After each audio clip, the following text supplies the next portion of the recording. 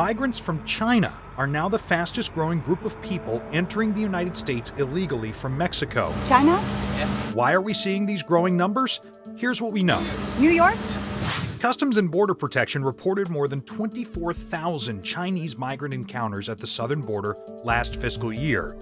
In 2021, that number was just 450. Did you just arrive here in the United States? The migrants previously told NewsNation reporters that they're escaping the Chinese Communist Party and plan to seek asylum in the United States. 向往美国的自由。 Yearning for American freedom.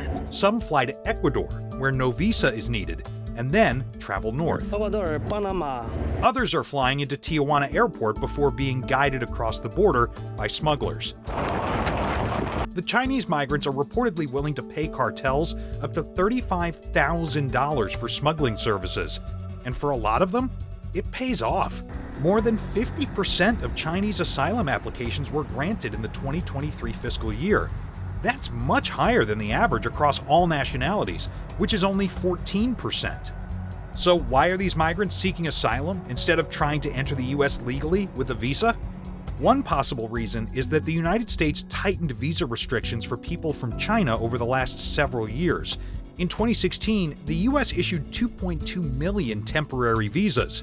In 2022, that number dropped to just 160,000. They've always consistently had high numbers of asylum seekers.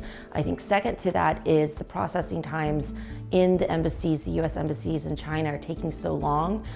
Also, it's getting harder for a lot of them to maybe get tourist visas.